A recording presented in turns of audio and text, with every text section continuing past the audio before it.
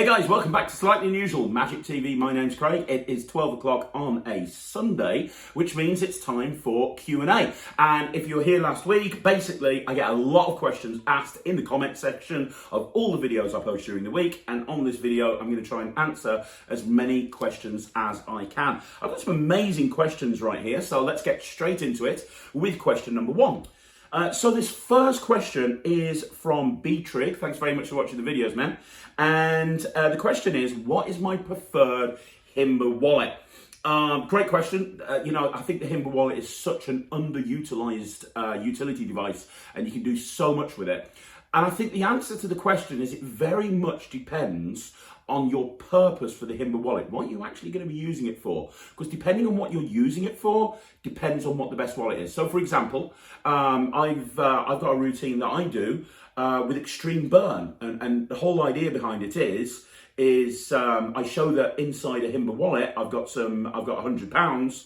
I get them to hold onto the wallet in between their hands. I then take out some receipts, and using extreme burn, I turn them into £100 and £20 notes. And then when I take the wallet off them and open it up, they've got the receipts in the wallet. So rather than just doing it as a bill change, I've done it as a transposition, and I use a pickpocketing presentation. Now for that routine, I need the wallet to look as much like a real wallet as possible because I've not got cards in it, I've got money in it and that sort of thing. So I tend to use, I do use for that, the Gentleman Jack wallet from Alakazam, because I have not found a wallet that's, it looks like a hip wallet, it looks like the wallet you carry around with you, but also it's big enough to have in there a stack of bills on both sides without looking weird. So for that routine, I'd use Gentleman Jack. Now I do another routine where I'm doing a prediction effect, and I've got like multiple switch envelopes inside the wallet, and depending on the card they name, I have to pull out a different switch wallet. So for that, the best wallet I use is by Prop Dog, and it's the Shogun wallet. The Shogun wallet is absolutely fantastic. It doesn't operate as a normal Himber wallet. It opens from the ends, a little bit like, if anyone can remember the Predator wallet by Paul Wilson. It's that kind of style. For that routine that I do, the Shogun wallet is absolutely brilliant. And for my everyday kind of packet trick, if I'm doing a packet trick, I want to switch cards in and out and that sort of thing, I use a normal Himber wallet. I use a normal Himber wallet. I think I use the JOL Himber wallets that are again produced by Prop Dog. They are absolutely fantastic. In the review show about a week ago when I reviewed Majesty, I used a pink one. That's actually my daughter's pink wallet. I borrowed it because I couldn't find mine for the show. She's got a pink wallet. I've got a black one. But if you're just using it to switch cards in and out or that sort of thing, I'd recommend that wallet. So there you go. Gentleman Jack, amazing. Shogun wallet, amazing. And the JOL wallet, they're all good. I hope that helps. So next question. Next question is by Gary Ogden. Hey Gary, thanks again for joining in. Really appreciate it. The question is, how easy is Michael Murray's The Solution? And for those of you that don't know what The Solution is a routine that Michael Murray put out a while ago. And it's a way of a spectator actually taking the Rubik's Cube behind their back and solving it behind their back. Now, I actually use this in every cabaret show I do. I actually do a show with Steve Della called Phantasmagoria, which is me and Steve, and it's kind of like a battle between magic and mentalism. And I use that solution as the finale to my cube routine in every single show that we do. It's amazing. It really is great. To answer how difficult it is, it depends on how experienced you are with cube magic. You need to be able to do the traditional sort of 1 second solve that Stephen Brundridge made famous. Obviously, he came up with his own version of it called Cube 3, but it was originally created before him in a slightly different way by, oh my gosh, I've forgotten his name. I'll put it down below. I'm a complete muppet. I'm so sorry. He's such an amazing magician. How I can forget his name, I don't know. But you have to be able to do that sort of 2-4-4-2, 2-4-2-4, whatever it may be, mix, which is the standard mix with cube magic where 90% of cube routines start with. And if you've ever seen any of Stephen Brundridge's stuff, a lot of it is based on his version of that mix. You need to be able to do that. If you can do that, then the solution isn't really that difficult. What is tricky about it is you have to absolutely master audience management, because there's some dual reality stuff going on, and the spectator has to do some very specific things. But they have to do them very, very, they have to do them very, very naturally. You don't want it to come across to the audience like anything's happening, right? So you need to make sure that your audience management is absolutely on point. So my advice to you, that if you're wanting to do the solution, first of all, get into Cube Magic, get absolutely brilliant with that false mix. Be able to do a full shuffle with a cube, learn the what I like to think of as the 1 second solve, learn all of that stuff, and then you shouldn't have a problem with it. Now, I know that Gary does a lot of kids shows. This wouldn't work with younger kids. I think you'd very struggle doing it with younger kids, sort of 7, 8, 9, 4, 3. If you've got 9 plus, 10 plus, I think you'd be fine. But realistically, you want to do it sort of more for older people. But no, it's an amazing routine. I remember the first time I saw Stephen Brundridge do it on a TV show, and I was absolutely blown away. And when I learnt it, it was so amazing. But yeah, it's a really easy routine to do as long as you've got some basic knowledge of cube routines. If you haven't, learn how to do some cube magic and then get the solution. There you go. Right, so next question I've got here is from Stanley Zhao. I think I've pronounced that right. If I haven't, I'm very sorry, Stanley. Do you write a script for every trick? So scripting, okay. Here's the thing. This again is a little bit down to the individual. I know some people that script everything to the nth degree, and they absolutely script everything, which is fine. There's absolutely not a problem with that. I personally, I'm very much an ad-libbing type of performer.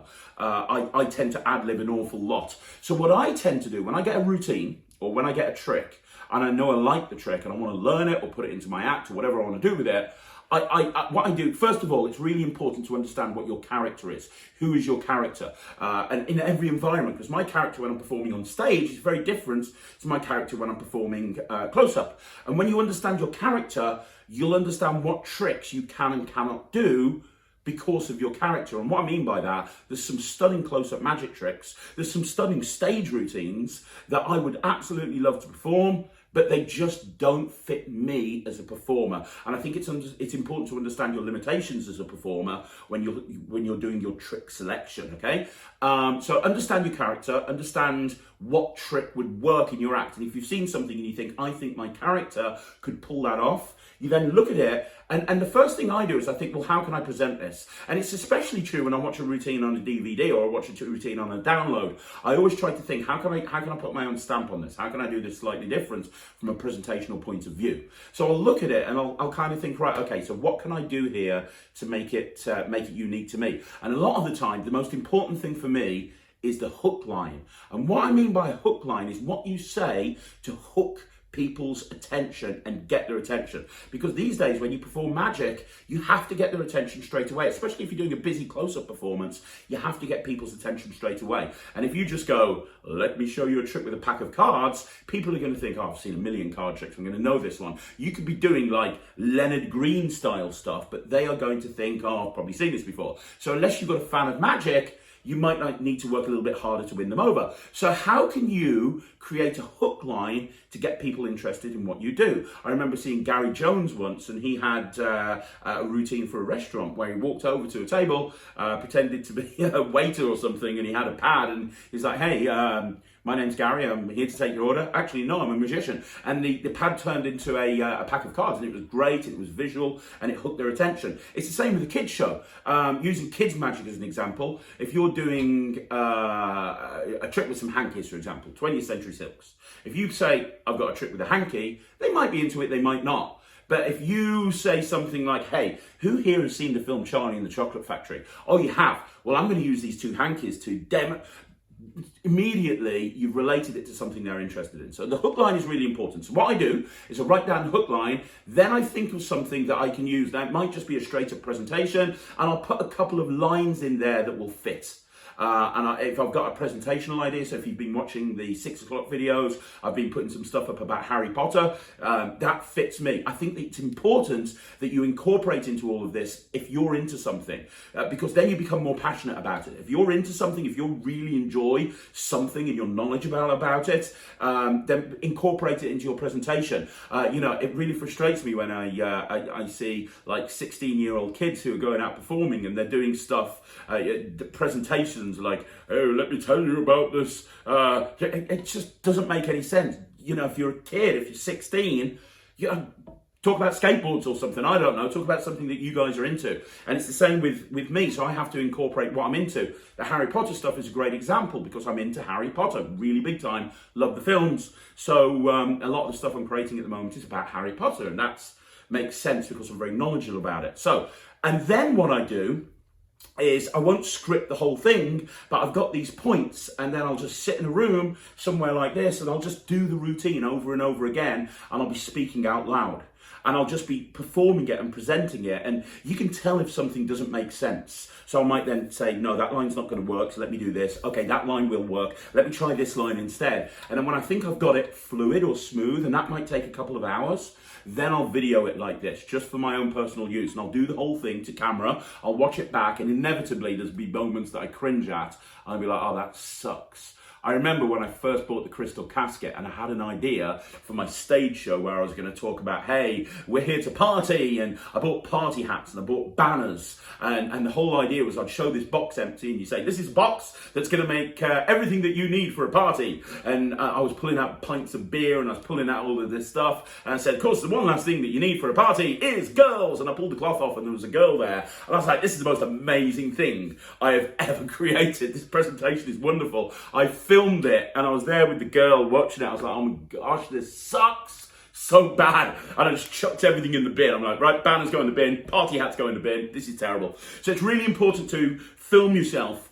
That'll help you work out the script. And then once you've done all that, then you go out and perform it to anybody who'll listen. I immediately will perform it to Ryland and Thea and Sarah, and I'll do it over and over again. And then when they say, yeah, that's pretty good, then I'll go and perform it to other people. And then don't be afraid to actually try it out in a gig, because the place that you're actually going to end up getting better with the whole presentational side of the trick is at a gig. Can't tell you the amount of magicians I've met where they've learned a trick, they've thrown it in the close-up case, and a year later it's still in the close-up case because they're scared of doing it because it's not a worked-in routine and they just want to rely on the stuff that works. If you've gone to the trouble of getting that far, actually force yourself to do it at a gig, and maybe do it at the third routine. You've won them over, you've done your good stuff. I even say to people sometimes, I say, look, let me try something new for you, okay? Can I try something brand new? I can? Amazing. So I hope that helps. That's what I do. So I don't write a script out verbatim, but instead I have points and I go through that process until I'm happy with the actual presentation of the routine. There you go. Okay, so next question. Who is, and again, this is another one by Stanley Zhao. Thank you, buddy. Thank you for asking so many questions. Who is your favorite magician and why? And I love watching good magic. I just love it. I could watch it over and over and over again. It's almost impossible for me to say who's my favorite magician. I will say it's a standing joke around the office. I'll say, that's my favorite magician. In a week, I'll go, that's my favorite magician. It depends on who I've watched at that given time. But I think if I had to give you a top 5, I'd say in 5th place, it's Jay Sankey. You love him or hate him, he's like Marmite, but I think that guy's hilarious. Some of his stuff is not so great because he just creates so much, but also we forget sometimes just how much wonderful material he has created. I love watching Jay when he's on form and he's not going through the motions. We've all seen Jay Sankey where he goes through the motions, and we've also seen Jay when he is on fire, and when he is on fire, he's almost unbeatable. Absolutely love that guy. In 4th place, I've probably got Rune Klan. I've talked about him before. Rune Klan is an amazing performer, not just an amazing coin magician, but oh my gosh, his stage show is brilliant. I've never laughed so hard as at the beginning of his stage show, where he's got a smoke chamber on stage and there's arrows pointing to it, and it's and dramatic music, and the thing fills with smoke and the lights dim down, and then he just walks on the wings and he goes, wow, that'd be cool if I appeared in there, wouldn't it? And the guy bought a £10,000 illusion for a gag. Gee whiz, man. That's amazing. And he's so funny. Check out his multiplying balls routine. Oh, just everything. Rune Klan. Unbelievable, really good. So in third place, I would go for Tom Stone. Two of my favorite routines. When I have people around my house and they ask this question, who's my favorite magician? I get on my phone, I stream it to the TV and I say, watch this. And I always, without fail, talk about two routines. I will show them two routines and it's always Tom Stone routines. And the first is Benson Burner, which is the best Benson bowl routine you've ever seen. If you've not seen it, watch Benson Burner. It is brilliant. It'll blow you away. I remember seeing it live at, I think it was the Session. I think it was possibly the Session a few years ago. Mouth dropped. And the second thing is his quantum logic routine, which he did on Penn and Teller Fool Us with the boxes and the booking one. And I actually bought one of those to put in my stage show. I was so blown away. I actually got one of those to put in my stage show. Tom Stone is a legend. Everything he does. And he's such a great thinker. He's so knowledgeable. He's so helpful. He's so friendly. I love the guy. Second place would be Scott Alexander, mainly because he's responsible for the majority of my stage act. His Cards Across, I think he calls it card fly or something like that. It's unbelievable. Everything he does, his egg bag routine's in my show. His Miser's Dream with Bubbles is in my show. The Message in a Bottle is in my show. There's so many different routines of Scott Alexander's that are in my show. He's brilliant and he's so funny. His penguin lectures that he does at Christmas, or he did up until last year, are just hilarious. I just watch. It's one of the only lectures of magic I watch for the comedy. I don't care if I don't get anything out of it. I just find him and Dan Harlan together hilarious. Scott Alexander is amazing. And then number one would be Penn and Teller. I absolutely love Penn and Teller. I've been a huge fan of them forever. They were a big influence on my career when I first started out in a double act, and I just love Penn and Teller, I really do. In fact, when I got married, we got married in Vegas. It was planned. It's not as seedy as it sounds. We got married in Vegas. On our wedding night, we went to see Penn and Teller, and they were great. And I just think after all these years, they still, after every show, stand out there and say hello to every single person that's come in that theatre, and that shows pure class for me. These guys are pure class, and Teller himself, what a knowledgeable guy. Absolutely love Penn and Teller. There you go. I hope that answered your question. There you go. Those are my top 5 favourite magicians as of right now. So we've got 2 other questions left. The next one is by Mr. Harmon. Hey, thanks very much for supporting the channel, Mr. Harmon. What do you say if a spectator asks you to repeat a trick? And he was very specific about this, and he said, instead of the cheesy line, you can say cheesy lines. What happens if the spectator asks to see the trick? Now, what you have to understand here is the spectator's asking you to do the trick again because they've enjoyed. There's one of 2 reasons. The first reason is they've enjoyed it. The second reason is they're absolutely blown away and they want to try and figure it out. So, sometimes it's easier to solve just with a little bit of a cheesy line. My favourite line to use, if I'm going to go down that route, is, well, I could do it for you again, but the first time it's entertainment, the second time it's educational.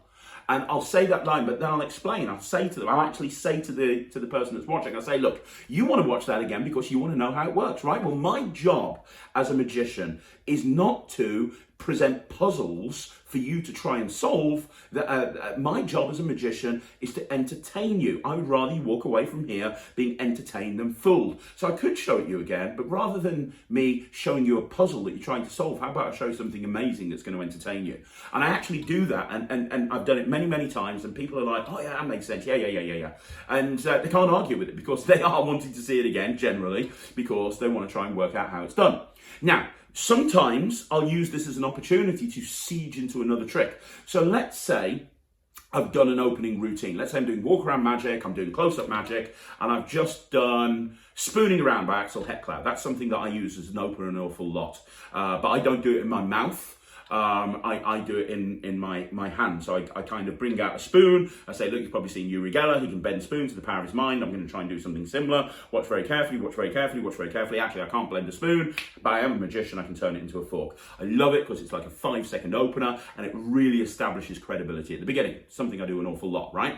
Now, if somebody said at that point, hey, do that again, I would put it away and I'd say, look, magicians aren't meant to tell people that there's certain rules of magic, and one of the rules is you don't repeat a trick. You can't do a trick again. You've heard that. They will have all heard that. You can't repeat a trick again. But I tell you what, if you want to see something and you want to see it again and again and again, I'll show you something right now. and I'll do it 5 times. I'll give you 5 chances to catch it. And then I'll do a multi-phase routine where it's basically the same thing, but it's designed to build. So for example, ambitious card. With an ambitious card, the card comes to the top again and again and again, but it's designed to build to a crescendo where something happens at the end, like, you tie the deck around with a rope or whatever. Card to pocket is another example, because the card's going in the pocket multiple times, and then normally a deck goes into a pocket. Another example is my routine reversing, which I put on the channel recently, which is where a card turns over face up in the middle of the deck. Each time it gets more visual. Card in the box, the card keeps going under the box. So you can actually use this as a transition between tricks. And a lot of the time, one of the things that bugs me is magicians don't have any concept of transitioning from one routine to the other. And what I mean by that is, it'll be, let me show you a trick. Now, let me put that trick away. Let me show you another trick. Now, let me show you another trick. I prefer my routines to transition. And what I mean by that, I prefer it where instead of it's obvious I've done 3 separate tricks, instead, I like it to flow, almost theatrically, like you can't see where one trick flows into another trick. And I do that by either transitioning through presentation or I transition through something technical. So for example, I do a coin routine and then the coin turns into a deck of cards. So then I go into a card routine, that sort of thing, okay? So I handle it one of 2 ways. I'll do the thing that I said at the beginning where I actually tell them that I'm not going to show it them again. I'll tell them why. Or I'll use it as a way to siege into a trick where I'm actually doing what they wanted. They will look at an ambitious card, for example, as 5 separate tricks, but it's actually one trick and it's designed to be done multiple times. Hope that helps. The final question is again by Mr. Harmon. Seriously, dude, thank you so much for asking all these questions. How do you deal with hecklers that think they know about magic but actually have no idea? Thank you for being specific, because the topic of how do you deal with hecklers is a massive one that I might do a video on at some point. How do you deal with hecklers that think they know about magic? I'm going to talk exclusively about close-up here, because it would be a different thing on stage, but let's talk about close-up. How do you deal with a person while you're doing close-up magic that thinks they know about magic? Now, what you have to understand is if somebody's heckling you and they're heckling you in that very specific way that they think they know about magic, they're probably saying something like, I know how that's done. I know that's done. Oh, I do a trick like that, or something like that. Now, there's a couple of different ways of dealing with this. There's 2 different schools of thought. Some people say that you should be confrontational. Some people say that you should approach things in a more subtle way. I tend to go down both routes depending on the person that I'm actually doing this for. And what I mean by that is I perform in a lot of places where you are going to get heckled, and I actually thrive on hecklers. I love hecklers. If you've watched any of my live videos, you'll have noticed that I actually, I'll literally stop my performance and I'll go back and forth with a heckler a few times. But that's when I'm in an environment like a military base or where people are absolutely drunk. It's a different scenario when you're just being, oh, I know you did that, and it's at a wedding and everybody's like nice and polite and so on and so forth. So again, it very much depends on the environment. It depends on the people that you're performing for, but here's a couple of different ways I would approach it. If it was like a private party or a wedding or something like that, I would try to make the person who's saying this the center of attention. Because generally, as a rule, when they're doing this, it's because maybe they're jealous, maybe they're the alpha male of their group and you've just come in and you're like, hey, I am Magic Man, let me show you this trick. And they're trying to regain some of their authority or whatever it may be. And if that's the case, I'll try and put it on them. So I've got a routine. Perfect example, because this is something that I do an awful lot. I've got a routine called Empowerment that I put on my flipped out DVD, which is coins across, but the spectator actually does the vanishes. Because I use a flipper coin, I've actually created 4 phases where the spectator actually does the vanishes and they have the coins go from their hand into another spectator's hand. It's a great routine, and I call it Empowerment because it empowers them to do the magic. So, if somebody, let's say I've just finished an ambitious card and the card's gone in the pocket and they go, oh, I know you did that, I know you did, I do that trick, or yeah, I saw you put the card in the pocket, whatever it may be. I go, well, dude, if you know so much about magic, perhaps you can help me with the next trick. I'd like you to be the star of the show. Would that be okay? Brilliant. Come over here. Come over here.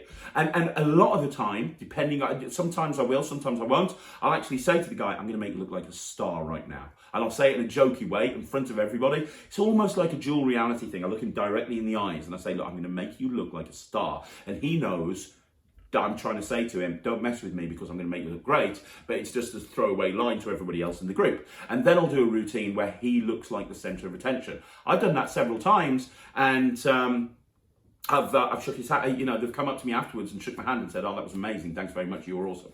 So that's one way of dealing with it. Another way of dealing with it, if you're in a situation where you've got kind of a more consistent heckler. So let's say during the course of the routine, like 5 or 6 times, during the course of the thing, they're busting your chops all the way through. I think I've got a pack of cards over here. It's Ryland's deck. He leaves cards everywhere. It's half a deck, but it'll work.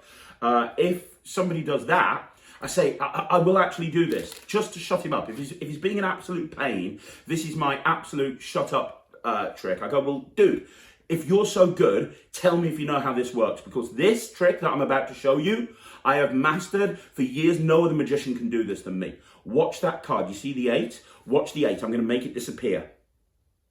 Watch that. Look, it turned into a joker. Isn't that amazing? Guys, he's blown away. And one of 3 things will happen. He'll grab my arm and turn it over, or he'll go, oh, you're an idiot, it's in your hand. Something like that. And I just turn around and I show my hand empty. Or, depending on the audience, and again, it very much does depend on the audience you're performing for, I might go, my hand, like that. But again, it very much depends on the audience. And all that is that's just an Erdnase change. But you make a big deal of it, and they will be absolutely confident that you've palmed the card. If you just make it look like you've palmed the card, and they will be here, and you just go, what? Sorry, what was that? Or whatever it may be. That stops it dead 99 times out of 100.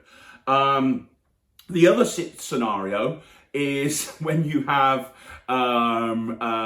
people who, there's drunk people everywhere, you're in a military base, everyone's pissed, they're all slagging each other off and stuff like that, and in that environment, I will literally write, okay, let me just put that over here, let's open up a can of whoop-ass, and I will just literally bring myself down to that level. And I've been booked for gigs because I've had event planners call me up and they've gone, are you the guy that did this event? Oh, we loved you, we thought you were hilarious. Can we book you for this event, but can you take the piss out of our guests as much as possible?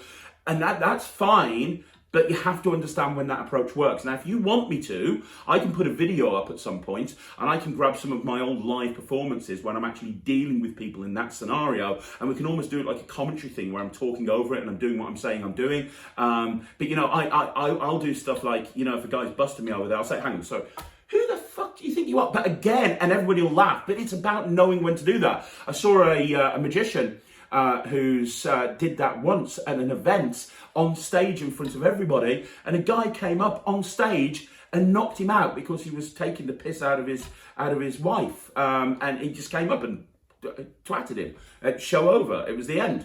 So you have to know when. It's not appropriate for every type of performer, and you have to know if it's appropriate for you or if it's not appropriate for me. And for me, that is a style that I like doing, but I have to do it in the right time, the right place. I remember once there was a magician who was literally, it was at this event, everyone was drunk, he was an amateur magician, and he was just following me around, and he was just like, I know how that works, I know how that works, I know how that works, I know how that works. Like, I was paid to be there, he was a guest, he was an amateur, he knew a few tricks, he was just following me from group to group to group, and he had this pack of cards with him. He's like, I'm going to do a trick now. And I literally just I tried to stop it for about half an hour, and then I got to a point where I just grabbed the pack of cards and I said, here, let me show you something. And I threw them across the room, and I was like, fuck off. But again, the client who booked me because they specifically wanted me to take the piss out of their customers. Oh, not customers, it wasn't customers, I don't know what it was. But it's important to understand that that is kind of like a right place, right time scenario. So I hope that helps. 9 times out of 10, the best way to deal with it is just win them over, get them on side, make them the center of attention, it'll be fine. But sometimes that's not enough and you have to go further. Well, that's it, guys. That's another Q&A in the bag. I hope you enjoyed that. Thank you very much for watching. I'm going to be back next Sunday with another Q&A at 12 o'clock. I've got a video going up at 6 o'clock this evening. It's another Magic performance. In fact, we've got Magic Lives going up every single day this week at 6 o'clock. Mondays are Marketing for Magicians. In fact, this Monday, I'm going to be talking about the most important subject that you'll hear about. I'm going to be talking tomorrow about how you can survive coronavirus as a magician. You want to watch that video. Wednesday, we've got another review show with me and Rye. Thursday, we've got a magic stuff. I'm going to be looking at something else. And then I'm back again next Friday with a rant. So guys, thank you very much for watching. I hope you enjoyed that. Please subscribe to the channel, like the videos, comment down below. It really helps us. And I'll see you again soon. Thanks very much for watching.